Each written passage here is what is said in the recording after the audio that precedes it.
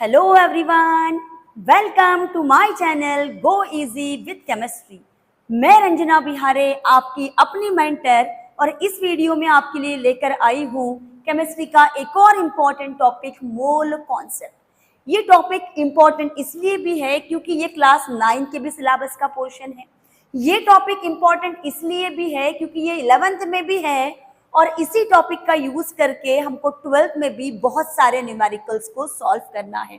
ये टॉपिक आपके competitive exam, CUET, MSCAT, JEE, board exam सभी के लिए बहुत इंपॉर्टेंट है और इसीलिए बहुत ध्यान से समझना है बच्चों इस टॉपिक को। टॉपिक को बहुत अच्छे से समझने के लिए वीडियो में एंड तक बने रहना, क्योंकि इस टॉपिक के एक्सप्लेनेशन के बाद हम इससे रिलेटेड कुछ क्वेश्चंस करने वाले हैं और उन क्वेश्चन से ही आपका ये टॉपिक ज्यादा अच्छे से आपको क्लियर होगा। तो देखते हैं बच्चों, क्या होता है मोल कॉन्सेप्ट और क्या होता है मोल। तो बच्चा, जब हम मार्केट में बहुत सारी चीजों के साथ डील करते हैं तो अलग अलग प्रोडक्ट्स को परचेस या सेल करने के लिए अलग अलग यूनिट्स बनाए गए हैं। उसी तरीके का एक यूनिट जो इंडिया में बहुत फेमस है, जिसको हम डजन के नाम से जानते हैं। जानते हो ना सब, क्या होता है डजन? बोलो फटाक से, कितने आइटम्स होते हैं एक डजन में? बिल्कुल सही, 12 आइटम्स होते हैं। तो एक डजन, जिस तरीके से 1 डजन इक्वल्स टू होते हैं 12 पीसेस, 12 पीसेस, उसी तरीके से जो फॉरेन कंट्रीज है ना, वहां पर यूज होता है बेटा 1 स्कोर। 1 स्कोर मतलब होते हैं 20 आइटम्स व 20 पीसेस, और 144 होते हैं बेटा ग्रोस में। 1 ग्रोस इक्वल टू होते हैं 144 पीसेस या 144 आइटम्स। ठीक, अब हम इन दोनों को तो ज्यादा नहीं पहचानते, हम पहचानते हैं डजन, और इसीलिए मोल कॉन्सेप्ट को समझने के लिए मैं बार बार इसी डजन का यूज करने वाली हूँ। ठीक, तो डजन में 12 पीसेस आते हैं। तो अगर हमको बनानास परचेस करने होते हैं तो हम बनानास को कभी भी केजीज में परचेस करना कंफर्टेबल नहीं समझते, या सेलर भी इसको केजी में सेल करना कंफर्टेबल नहीं समझता है। तो इसीलिए बनानास को अगर परचेस करना है तो एक सिग्निफिकेंट हमारे लिए मेजरमेंट दिया गया है, जो कि होता है डजन। तो अगर हमने शॉपकीपर से 1 डजन बनाना मांगा तो उसको अंडरस्टूड होता है वो हमको कितने पीसेस देगा, वो हमको 12 पीसेस से निकाल करके देगा। अगर हाफ डजन बनाना किसी को चाहिए हो तो वो हमको 6 पीसेस से निकाल के देगा। तो डजन बनानास को परचेस करने की एक कन्वीनियंट यूनिट बनाई गई है। उसी तरीके से हमारे केमिस्ट ने एटम्स और मॉलिक्यूल्स को मेजर करने के लिए यूनिट दी गई है बेटा मोल। तो मोल मतलब क्या? मोल मतलब क्या? तो जैसे हमको केमिस्ट ने बताया कि डजन में होते हैं 12 पीस, वैसे ही ये भी बताया कि मोल में होते हैं 6.022 into 10 to the power 23 pieces, या इसको हम यहाँ पार्टिकल्स लिख सकते हैं। कितने पार्टिकल्स एक मोल में? 6.022 into 10 to the power 23 particles होते हैं, ऐसा हमको केमिस्ट ने बताया। ठीक, अब इसका यूज कहाँ होता था? क्या बताया हमको केमिस्ट ने कि अगर 1 मोल हमारे पास 1 मोल हाइड्रोजन, 1 मोल हाइड्रोजन एटम है, तो 1 मोल हाइड्रोजन एटम मतलब हमारे पास हाइड्रोजन के कितने एटम्स हैं? तो 6.022 into 10 to the power 23 atoms of hydrogen है। 23 एटम्स ऑफ हाइड्रोजन है। पर इसी को अगर मैं मॉलिक्यूल में लेती हूं, मैंने आपसे कहा कि मेरे पास 1 मोल हाइड्रोजन मॉलिक्यूल्स है। हाइड्रोजन क्या है? मॉलिक्यूल्स है। मतलब मेरे पास कितने मॉलिक्यूल्स है? 6.022 into 10 to the power 23 molecules of hydrogen है, ऑफ हाइड्रोजन है। उसी तरीके से अगर मैंने कहा कि मेरे पास 1 मोल ऑक्सीजन एटम है, मतलब मेरे पास कितने ऑक्सीजन एटम है बेटा? 6.022 into 10 to the power 23 oxygen atoms है। ये किसने बताया? केमिस्ट ने बताया। अब सबसे बड़ा सवाल ये उठ रहा था कि साइंटिस्ट ने इसी नंबर को क्यों चूज किया एक मोल में गिनने के लिए? ये तो बहुत आसान आसान से नंबर थे कि नहीं? एक डजन मतलब 12, एक स्कोर मतलब 20, एक ग्रोस मतलब 144। तो फिर साइंटिस्ट ने एक मोल के लिए इतने कॉम्प्लिकेटेड नंबर को चूज क्यों किया? ये था सबसे बड़ा क्वेश्चन। अब इसके जवाब तक पहुंचने के लिए हमको कुछ चीजें पहले समझनी पड़ेगी। क्या चीजें?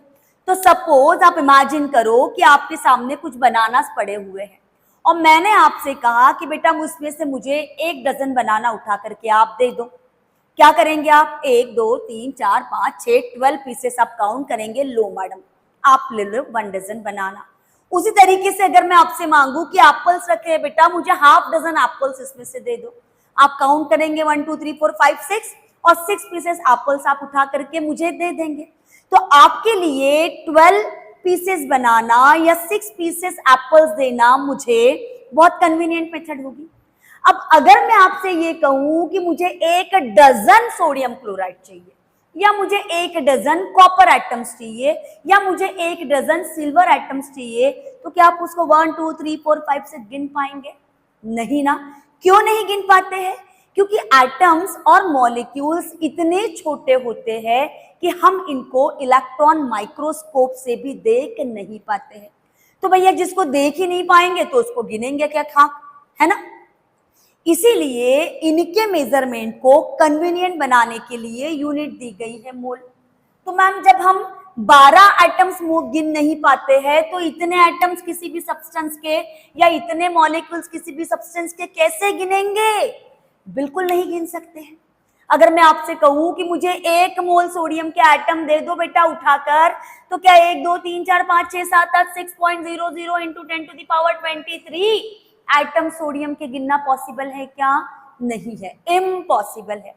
और यही रीजन है कि इसी इम्पॉसिबल को पॉसिबल बनाने के लिए साइंटिस्ट ने मोल को डिफाइन किया है in types of mass, in terms of mass या ग्राम्स में इसको डिफाइन किया है। तो जब मास में इसको डिफाइन किया तो इन्होंने बेसिक माना कार्बन के 12 आइसोटोप को। किसको? कार्बन के 12 जो आइसोटोप है इसको इन्होंने स्टैंडर्ड मान लिया, बेसिक मान लिया। और हम तक ये इंफॉर्मेशन पहुंचाई कि किसी भी सब्सटेंस के 1 मोल में उतने ही एटम्स होंगे जितने कि कार्बन के 12 ग्राम में होते हैं। अब ये क्या नई कहानी थी? क्या कहा था केमिस्ट ने कि किसी भी सब्सटेंस के 1 मोल में उतने ही पार्टिकल्स होंगे, उतने ही एटम्स, उतने ही मॉलिक्यूल्स, उतने ही आयंस होंगे जितने कि कार्बन के 12 ग्राम में होंगे। और इसको स्टैंडर्ड मान करके एटम्स और मॉलिक्यूल्स का मेजरमेंट स्टार्ट किया गया।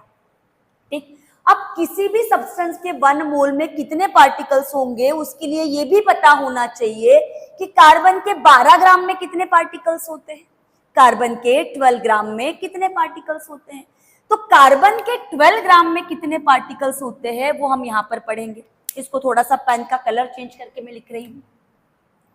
तो कार्बन का 12 ग्राम क्या निकालना है हमको? मोल में पार्टिकल्स निकालना है, नंबर ऑफ पार्टिकल्स इन मोल। तो इसके लिए क्या किया गया बेटा? 12 ग्राम कार्बन को 12 ग्राम पर मोल कार्बन एटम लिया गया और 12 ग्राम कार्बन को कार्बन के एक एटम के मास से डिवाइड किया गया। तो नंबर ऑफ एटम्स इन 12 ग्राम आएगा कि नहीं? आएगा कि नहीं? अगर टोटल हमारे पास 12 ग्राम कार्बन है और एक कार्बन एटम के मास से अगर हम उसको डिवाइड करते हैं तो हमको नंबर ऑफ कार्बन एटम्स आ जाएंगे 12 ग्राम में। पर अब नहीं था तो क्या? कार्बन के एक एटम का मास। तो इस भी प्रॉब्लम को सॉल्व कर लिया गया मास स्पेक्ट्रोस्कोपी से बेटा। कार्बन के एक एटम के मास को डिटरमाइन किया गया जो कि था 1.9926 इंटू 10 टू द पावर -23 ग्राम पर एटम। कितना मास था कार्बन के एक एटम का? 1.99 इंटू 10 टू द पावर -23 ग्राम एक एटम का मास था। टोटल कार्बन 12 ग्राम, एक एटम का मास इतना ग्राम। अगर इसको डिवाइड किया जाए तो ये नंबर हमको मिलता है 6.022 इंटू 10 टू द पावर 23। इस ग्राम से ये ग्राम पर कट गया एटम्स पर मोल मिला। और यही से ये बताया गया कि किसी भी सब्सटेंस के एक मोल में, किसी भी सब्सटेंस के एक मोल में कितने एटम्स होंगे? 6.022 इंटू 10⁻23 एटम्स। अगर बात हो रही है एटम्स की तो, या इतने ही मॉलिक्यूल्स अगर हम बात कर रहे हैं मॉलिक्यूल्स की। आ गई बात समझ में? और इसीलिए इस मोल को एक स्टैंडर्ड माना गया। अब सबसे बड़ा सवाल ये था कि ये इतने एटम्स तो है, पर इसको गिनेंगे कैसे? तो गिनेंगे कैसे, इसके लिए मोल को मास के टर्म में डिफाइन किया गया। क्या थी डेफिनेशन मोल की? 1 mole of a substance is the amount of substance that contains as many as particles that are present in 12 gram of carbon. क्या थी definition? 1 mole of a substance is the amount of substance that contains as many as particles that are present in 12 gram of C12 isotope.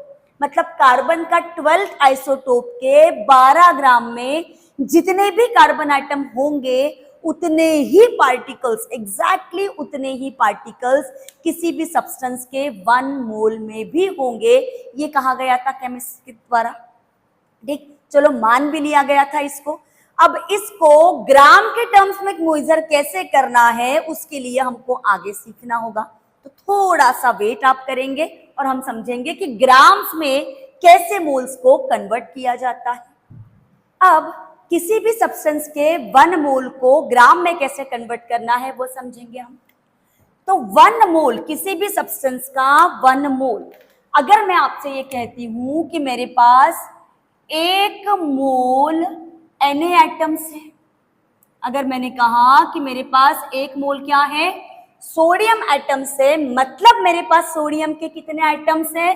तो मेरे पास sodium के 6.022 into 10⁻23 atoms है।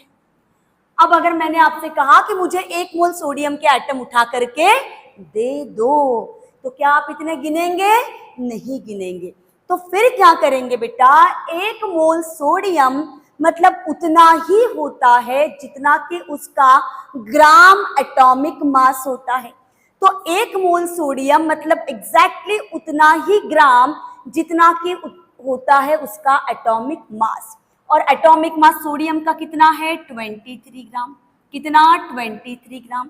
तो अगर मैं आपसे ये कह रही हूं कि मेरे पास 1 मोल सोडियम एटम है, इसका मतलब मेरे पास 6.022 इंटू 10⁻23 सोडियम के एटम्स है। मतलब मेरे पास कितना ग्राम सोडियम है? तो 23 ग्राम सोडियम है। आ गई बात समझ में?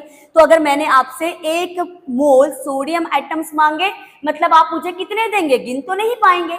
कितने देंगे? तौल करके 23 ग्राम सोडियम एटम आप मुझे दे देंगे। कितना देंगे? तौल करके 23 ग्राम। उसी तरीके से अगर मैं आपसे कहती हूं कि मेरे पास 1 मोल हाइड्रोजन एटम है, हाइड्रोजन एटम है, मतलब कितने एटम्स है? 6.022 इंटू 10⁻23 एटम्स है। मतलब ग्राम में मेरे पास कितना हाइड्रोजन गैस है? देखो 1 मोल है मतलब इतने एटम्स है हाइड्रोजन के, मतलब कितना ग्राम है? तो हाइड्रोजन का एटॉमिक मास कितना? 1। तो मेरे पास कितना ग्राम है बेटा? 1 ग्राम हाइड्रोजन एटम है। उसी तरीके से अगर मैं आपसे ये कहती हूं कि 1 मोल हाइड्रोजन गैस, 1 मोल हाइड्रोजन गैस, तो हाइड्रोजन गैस तो नेचर में डायटोमिक फॉर्म में ही एग्जिस्ट करती है ना, तो H2 के फॉर्म में ये होती है। तो मतलब H2 क्या है? मॉलिक्यूल है। तो अगर मेरे पास 1 मोल हाइड्रोजन गैस है, मतलब मेरे पास इस गैस के कितने मॉलिक्यूल्स है? 6.022 इंटू 10⁻23 मॉलिक्यूल्स मेरे पास है। मतलब मेरे पास हाइड्रोजन मॉलिक्यूल कितने ग्राम है? तो अब H2 का मोलर मास, मॉलिक्यूल का मास, मोलर मास कितना है? 2 ग्राम है। मतलब मेरे पास हाइड्रोजन गैस कितनी ग्राम है? 2 ग्राम है। बात समझ में आ रही है कि नहीं? अगर मैं कह रही हूं कि 1 मोल हाइड्रोजन एटम है मतलब अकेला H, और अकेले H का मास कितना, 1 ग्राम। इसीलिए कितने एटम्स है, इतने एटम्स है। कितना ग्राम है, इतना ग्राम है। अगर बात कर रहे हैं हाइड्रोजन गैस की तो H2 है मेरे पास। अगर 1 मोल H2 है मतलब इतने मॉलिक्यूल से H2 के, मतलब 2 ग्राम H2 मेरे पास है। अब तीसरा कॉमन एग्जाम्पल लेते हैं हम वाटर का। वाटर, अगर मैं आपसे कह रही हूं कि मेरे पास 1 मोल H2O है। अब H2O क्योंकि मॉलिक्यूल है, कंपाउंड है, तो मेरे पास कितने मॉलिक्यूल से बेटा, कितने मॉलिक्यूल से, 6.022 into 10 to the power 23 molecules of H2O मेरे पास है। मतलब मेरे पास ग्राम में कितना वाटर है उतना ही रहेगा जितना कि वाटर का मोलर मास होता है, मॉलिक्यूलर मास होता है ग्राम में। तो मॉलिक्यूलर मास ग्राम में कितना होता है वाटर का, 18 होता है। तो अगर मेरे पास 1 मोल वाटर है मतलब इतने मॉलिक्यूल से, इतने मॉलिक्यूल से मतलब 18 ग्राम वाटर मेरे पास है। समझ गए? उसी तरीके से अगर मेरे पास 1 मोल कार्बन डाइऑक्साइड है मतलब कार्बन डाइऑक्साइड के मॉलिक्यूल्स कितने हैं, 6.022 into 10 to the power 23 molecules of CO2। तो ग्राम में CO2 कितना हुआ, जितना कि उसका मॉलिक्यूलर मास ग्राम में आता है, ग्राम मॉलिक्यूलर मास, तो वो कितना आता है, 44 ग्राम। मतलब मेरे पास 1 मोल कार्बन डाइऑक्साइड है, इट मीन्स कि मेरे पास 44 ग्राम कार्बन डाइऑक्साइड है। तो ये तो था कि हम किस तरीके से नंबर ऑफ मोल्स को नंबर ऑफ एटम्स या नंबर ऑफ पार्टिकल्स या नंबर ऑफ मॉलिक्यूल्स या नंबर ऑफ आयंस में कन्वर्ट कर सकते हैं, और इसी का कन्वर्शन हम ग्राम में भी कर सकते हैं। इट मीन्स कि moles can be converted into number of particles, कर सकते हैं convert. Number of particles can be converted into mass, mass को हम फिर से कन्वर्ट कर सकते हैं नंबर ऑफ पार्टिकल्स में, और नंबर ऑफ पार्टिकल्स को हम फिर से कन्वर्ट कर सकते हैं मोल में। पर ये जो इंटर कन्वर्शन होता है ये कुछ फॉर्मूले के तहत होता है। क्या है ये फॉर्मूले, जिसके से हम मोल को number of particles, number of particles को मास, मास को मोल, मोल को पार्टिकल्स में इंटर कन्वर्ट कर सकते हैं। तो इसके बाद हम उन्हीं फॉर्मूलेस पर नजर डालने वाले हैं। एक पॉइंट यहां पर जो मैं आपको बताना भूल गई वो ये है कि अभी हमने ये देखा था कि सोडियम का 1 मोल है मतलब 6.022 into 10 to the power 23 atoms है, मतलब 23 ग्राम है। पर जब बात होगी बेटा गैस की तो हम ग्राम के बजाय उसका वॉल्यूम कंसीडर करते हैं। तो अगर मैं आपसे ये कहूं कि मेरे पास 1 मोल H2 गैस है, कितनी, 1 मोल H2 गैस है, मतलब मेरे पास H2 गैस के कितने पार्टिकल्स है, 6.022 into 10 to the power 23 molecules है। पर अगर मुझे इसका वॉल्यूम निकालना है तो किसी भी गैस का STP पर, क्या कहा मैंने, किसी भी गैस का STP पर वॉल्यूम, किसी भी गैस का STP या NTP क्या होता है बेटा, स्टैंडर्ड टेम्परेचर और प्रेशर या नॉर्मल टेम्परेचर और प्रेशर। क्या होता है ये स्टैंडर्ड टेम्परेचर और प्रेशर या नॉर्मल टेम्परेचर और प्रेशर? नॉर्मल टेम्परेचर या स्टैंडर्ड टेम्परेचर मतलब 0 डिग्री सेल्सियस, और स्टैंडर्ड प्रेशर या नॉर्मल प्रेशर मतलब 1 बार या 1 atm प्रेशर होता है। वापस आते हैं यहाँ, किसी भी गैस के 1 मोल का STP पर वॉल्यूम होता है बच्चों 22.4 लीटर। कितना, किसी भी गैस के 1 मोल का STP पर वॉल्यूम कितना, 22.4 लीटर। क्या मतलब है इसका, अगर मैं आपसे ये कह रही हूं कि 1 मोल H2 गैस है मतलब इतने मॉलिक्यूल्स H2 गैस के हैं, मतलब मेरे पास कितने लीटर H2 गैस है, 22.4 लीटर H2 गैस है। कितने हैं, 22.4 लीटर मेरे पास H2 गैस है। आ गई बात समझ में? उसी तरीके से अगर मैं आपसे ये कहूं कि मेरे पास 1 मोल HCl गैस है, क्या है, 1 मोल HCl गैस, तो HCl के मॉलिक्यूल्स कितने हुए, 6.022 into 10 to the power 23 molecules हमारे पास है।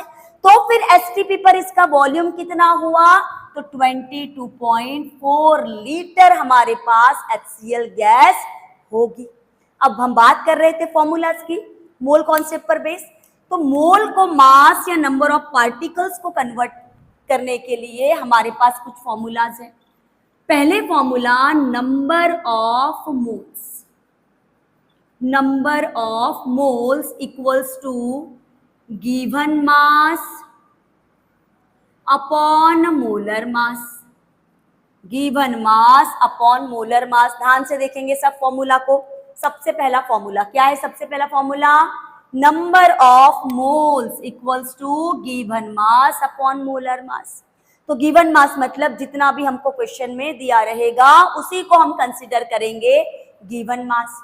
Second formula number of moles, number of moles equal to, number of moles equals to given number of particles, given number of particles upon Avogadro's number. अब ये Avogadro's number क्या है भैया, तो यही जो नंबर है 6.022 इंटू 10⁻23, इसका इन्वेंशन किया था एवोगैड्रोज नाम के साइंटिस्ट ने, और इसीलिए इसी नंबर को कहा जाता है एवोगैड्रोज कांस्टेंट या Avogadro's number.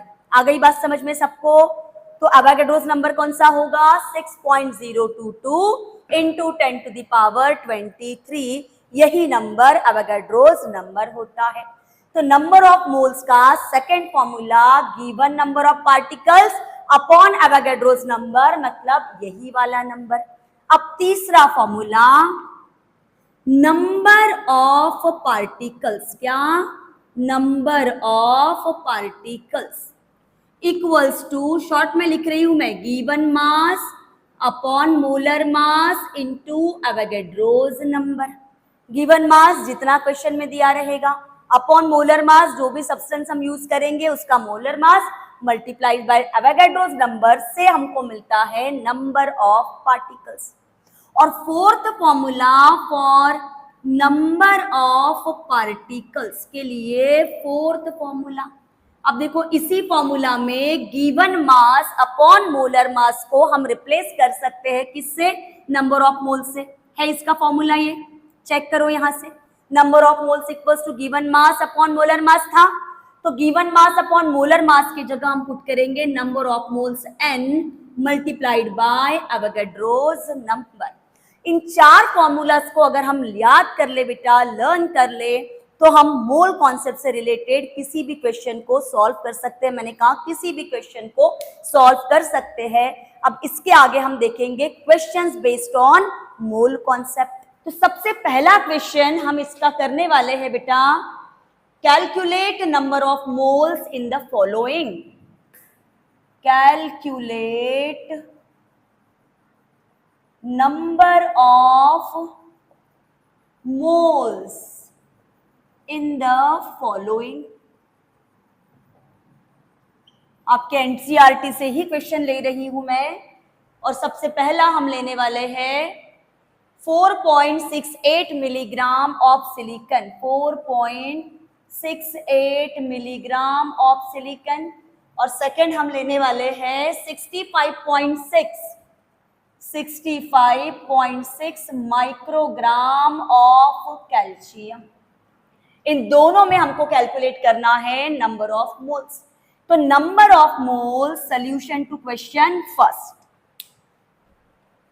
Solution question first का, इस वाले क्वेश्चन का 4.68 मिलीग्राम ऑफ सिलिकॉन मतलब हो जाएगा 4.68 इंटू 10⁻³ ग्राम। अब number of moles n equals to given mass upon molar mass. Given mass कितना हो गया बेटा, 4.68 into 10⁻³ divided by molar mass, क्योंकि यह एटम है तो हम यहाँ लेंगे एटॉमिक मास सिलिकॉन का। क्या होता है सिलिकॉन का एटॉमिक मास, सिलिकॉन का एटॉमिक नंबर होता है 14, उसको 2 करेंगे तो 28 हो जाएगा इसका एटॉमिक मास। फटाफट से वीडियो को पॉज करके इसको सॉल्व करेंगे बेटा और आंसर बताएंगे कि कितना आया है। तो आंसर आपका आएगा 1.66 इंटू 10 टू द पावर -4 मोल। हो गया पहला क्वेश्चन सॉल्व। सेकंड क्वेश्चन देखो, फटाफट से सेकंड क्वेश्चन पर आओ नोट करके। Second question 65.6 microgram of calcium. तो इसमें नंबर ऑफ मोल्स अगर निकालना है तो फिर से formula given mass upon molar मास। अब की बार गिवन मास कितना 65.6 माइक्रोग्राम को ग्राम में कन्वर्ट करने के लिए 10 to the power -6 divided by कितना मोलर मास। तो कैल्शियम का एटॉमिक नंबर 20 जो कि इवन नंबर है। टूजा करेंगे तो एटॉमिक मास हमको मिलेगा 40। फिर से वीडियो को पॉज करें और फटाफट से इसका आंसर निकाले बेटा। मिल गया आंसर। जो भी आंसर आएगा ये आपके लिए होमवर्क में मैं छोड़ दे रही हूं, आप इसका आंसर निकाल करके अपने पास स्टोर कर लेंगे। क्वेश्चन हम करेंगे क्वेश्चन नंबर 3 जिसमें 1.46 मेट्रिक टन एल्यूमिनियम दिया हुआ है और 1.46 मेट्रिक टन एल्यूमिनियम को हमको नंबर ऑफ मोल्स में कन्वर्ट करना है। तो ध्यान रहे कि 1 metric ton equals to 10 to the power 3 kgs होता है। 1 metric ton equals to 10 to the power 3 kg। तो ग्राम में कन्वर्ट करेंगे तो 10 टू द पावर 6 ग्राम हो जाएगा। कितना 10 टू द पावर 6 ग्राम। अब number of moles equals to given mass. तो गिवन मास कितना 1.46 into 10 to the power 6 gram upon aluminium का एटॉमिक मास जो कि होता है 27। एल्यूमिनियम का एटॉमिक नंबर 13 जो कि ऑड नंबर है। टूजा किया 26 प्लस 1 किया 27 आएगा एटॉमिक मास एल्यूमिनियम का। फटाफट से वीडियो को पॉज करके आंसर रिपोर्ट करेंगे आप।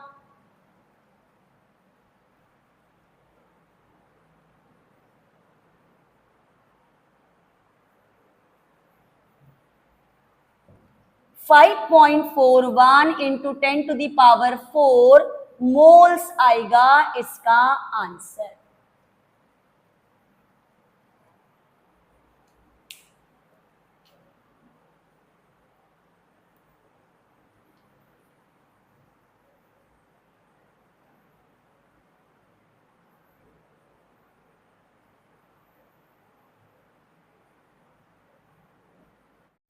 अब आएंगे अगले क्वेश्चन पर।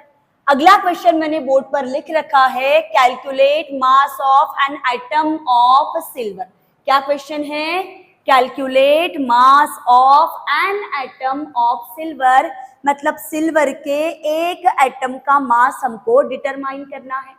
तो सिल्वर के एक एटम का मास निकालने के लिए बेटा हम सबसे पहले रिलेशन लिखेंगे कि 1 mole of silver 1 mole of Ag मतलब कितने atoms 6.022 into 10 to the power 23 atoms का मास कितना होगा, जितना कि इसका ग्राम में एटॉमिक मास होगा। ग्राम एटॉमिक मास होगा मतलब 108 ग्राम।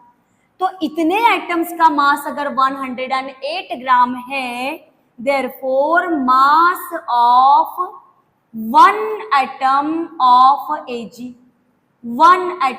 Ag equals to x ग्राम। ठीक, कितना x ग्राम। अब x की वैल्यू कैसे मिलेगी? x equals to 108 upon 6.022 into 10 to the power 23। फटाफट से सॉल्व करेंगे बेटा इसको और आंसर बताएंगे।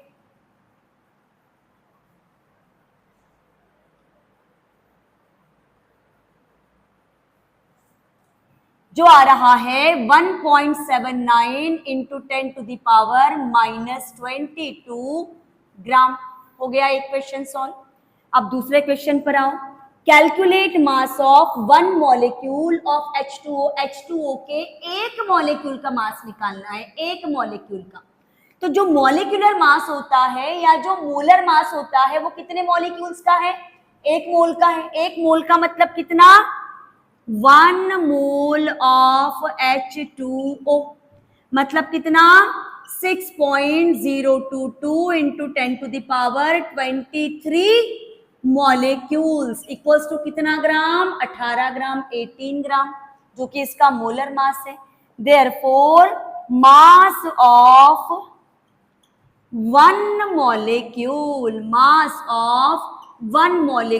Equals to x gram. तो जैसा हमने ये वाला क्वेश्चन सॉल्व किया था वैसा ही इसको भी सॉल्व करेंगे। तो x equals to 18 divided by 6.022 into 10⁻23।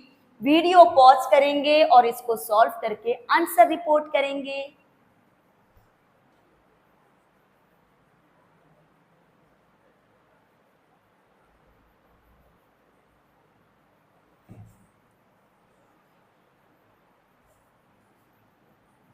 2.99 into 10⁻⁻23 ग्राम आता है वाटर के एक मॉलिक्यूल का मास। उसी तरीके से calculate mass of 1 molecule of naphthalene. Naphthalene के एक मॉलिक्यूल का मास निकालना है। उसके लिए नैप्थलीन का मोलर मास निकालना होगा। निकालेंगे कि नहीं? मोलर मास कितने कार्बन है? 10। सो 12 मल्टीप्लाइड बाय 10 प्लस हाइड्रोजन है 8, तो 8 मल्टीप्लाइड बाय 1। तो इसको सॉल्व करके हमको मिल जाएगा 128। तो 128 ग्राम जो है वो कितने मॉलिक्यूल्स का मास है? 6.022 into 10⁻23 molecules equals to 128 gram. Therefore, 1 molecule equal to x gram. So x is equal to, जैसा हमने अभी किया था बेटा, 128 डिवाइडेड बाय 6.022 इंटू 10⁻23 से आप कैलकुलेट कर लेंगे तो ये क्वेश्चन भी आपका सॉल्व हो जाएगा। अब आते हैं अगले क्वेश्चन पर।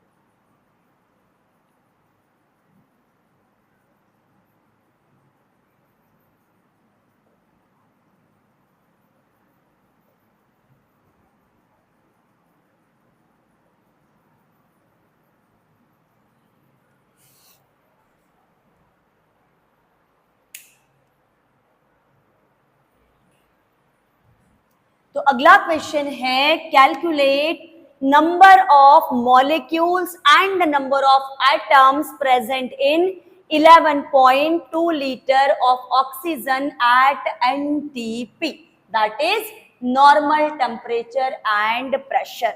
मतलब अगर इतना लीटर आपके पास ऑक्सीजन गैस है तो इसमें एटम्स कितने और मॉलिक्यूल्स कितने हैं ये आपसे पूछा गया है। क्या करेंगे? वीडियो के एक्सप्लेनेशन में मैंने आपको बताया था कि किसी भी गैस के 1 मोल का STP पर वॉल्यूम कितना होता है? कितना होता है? 22.4 लीटर होता है। कितना होता है? 22.4 लीटर। सो वॉल्यूम ऑफ की जगह हम इसको करते हैं नंबर ऑफ एटम्स या मॉलिक्यूल्स कर लेते हैं। Number of molecules in 22.4 litre कितने होंगे? 6.022 इंटू 10 टू द पावर 23।